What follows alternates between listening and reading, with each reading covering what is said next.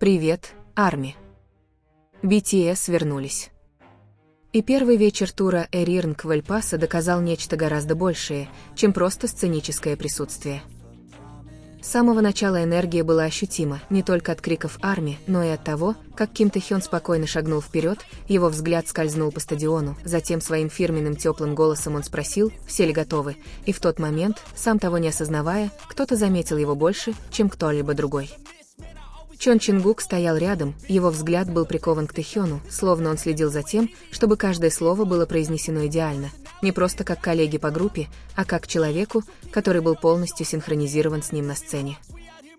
Когда заиграла музыка и прозвучала Run BTS, формация мгновенно установилась, движения были четкими, синхронизация идеальной, но среди всего этого была одна маленькая деталь, которую не все заметили. Каждый раз, когда Тэ-хён двигался вперед, Чингук всегда оставался в позиции, которая поддерживала баланс формации. Как будто им не нужно было ничего объяснять, они уже знали, где находиться. В ту ночь поднялся сильный, непредсказуемый ветер, трепал волосы, менял направление света. Но именно здесь проявляется нечто иное. Пока Пак Чимин и Ким Сак Джин затмевают всех своими эффектными образами, Тэ-хён и Чингук создают более тонкий, тихий, но глубокий момент. В середине песни Тэ-хён на долю секунды отводит взгляд в сторону, но Чингук замечает это и, не говоря ни слова, отвечает с большей энергией. Его движение становится сильнее, живее, как будто это прямой ответ, понятный только им двоим.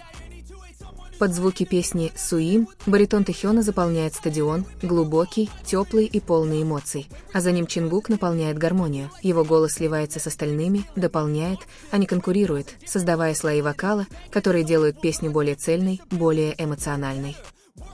Ветер все еще дует, но на этот раз волосы Тэ-хёна мягко развиваются на ветру, а Чингук, стоящий рядом, коротко улыбается, словно наслаждаясь моментом, не как зритель, а как часть той же истории. В каждом переходе, в каждом шаге связь постоянно видна. Это не что-то искусственное, не что-то преувеличенное, а что-то естественное, как старая привычка, которая никогда не исчезает, даже с течением времени. И когда закончилась последняя песня, свет начал гаснуть. Тэ-хён оглянулся на публику, но на этот раз Чингук стоял чуть ближе. Это не было совпадением, это был выбор, позиция, которая показалась ему правильной для завершения вечера.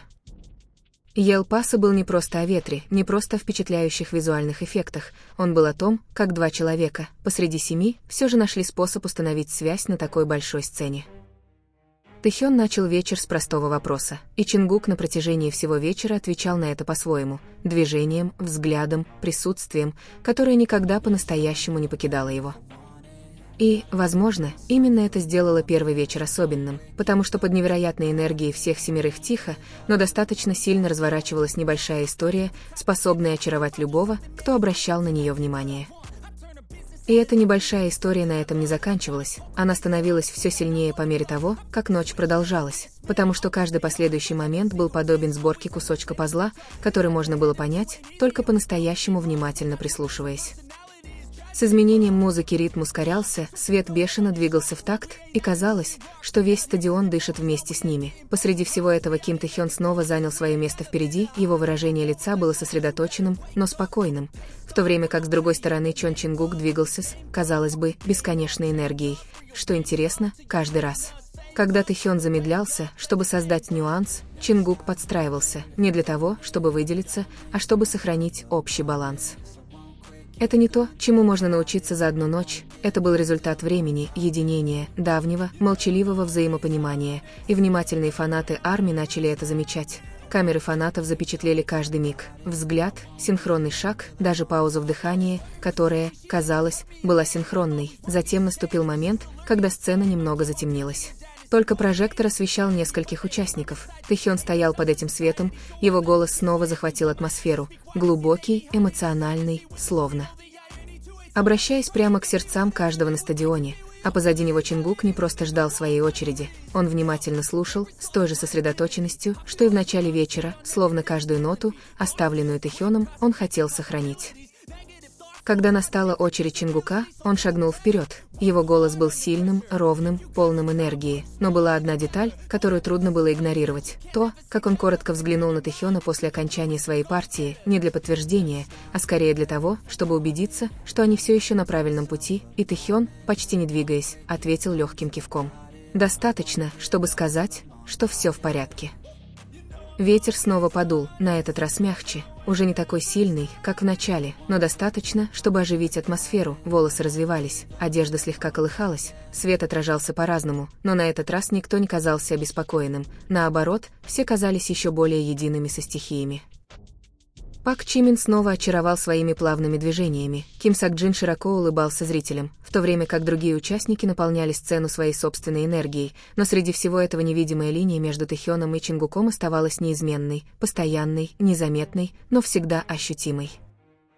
Когда концерт подходил к концу, атмосфера начала меняться. Это была уже не энергичная атмосфера, а атмосфера эмоций, атмосфера того, как долгое стремление наконец-то окупилось, атмосфера долгого пути, который привел их сюда. Тэхён стоял ближе к краю сцены, глядя на Арми, его глаза были мягкими, словно он хотел запомнить каждое лицо, каждый голос. И снова, Чингук был неподалеку, его шаги вели его в ту же сторону, не из-за хореографии, а потому что момент привел его туда. Они стояли в одном кадре, ничего драматичного не происходило, никаких грандиозных жестов, но именно в этом и заключалась сила. Они говорили с Арми, по очереди выражая благодарность, делясь чувствами. Был момент, когда Тэхён говорил немного дольше, его голос был спокойным, искренним, и Чингук, казалось, внимательно слушал, не отвлекаясь, не шутя, просто по-настоящему присутствуя в моменте. И когда Тэхён закончил, раздались аплодисменты, Чингук слегка улыбнулся, а затем на мгновение склонил голову, словно оценивая только что сказанное, простая реакция, но достаточная, чтобы многие осознали глубину связи. Свет начал медленно гаснуть. Один за другим участники перемещались в центр сцены, образуя финальную линию. Все семерка стояли вместе, единые, сильные и полные смысла. Но даже в этом построении положение Тэхёна и Чингука все еще ощущалось близким, словно замыкая круг, который формировался с самого начала ночи. Прозвучала финальная нота, голоса Арми становились все громче, не желая, чтобы ночь заканчивалась. И когда они наконец поклонились, возникло чувство, которое трудно описать, смесь счастья, эмоций и нежелания отпускать этот момент. Тэхён снова поднял голову, в последний раз за вечер глядя на публику. И рядом с ним Чингук сделал то же самое, две точки зрения, две разные энергии, но одна общая цель – передать то, что не всегда можно выразить словами. Они начали уходить со сцены, медленными шагами, махая руками, и даже в эти последние секунды Чингук оглянулся на Тэхёна, лишь на мгновение, но этого было достаточно, чтобы завершить небольшую историю, которая разворачивалась всю ночь. И, возможно, именно это сделало первый день Вальпаса таким особенным, не только грандиозное выступление, не только невероятная энергия, но и мелкие детали, которые существовали между важными моментами, детали, которые не все видели, но которые так много значили для тех, кто видел. Потому что в конце концов, BTS всегда были 7 людьми, стоящими вместе. Но в этом единстве всегда есть маленькие истории, молчаливые связи, которые делают все это более человечным, более реальным и труднее забыть. И для Арми, возможно, именно поэтому этот момент будет повторяться снова и снова, не только чтобы увидеть выступление, но и чтобы заново пережить это чувство, когда музыка, свет, ветер и невысказанная связь все сошлись в одну идеальную ночь. Итак, после всего этого остается один вопрос. Из всех моментов той ночи, какая заставила вас остановиться больше всего и осознать? Что это было нечто большее, чем просто концерт, нечто, что можно только почувствовать, но нельзя объяснить.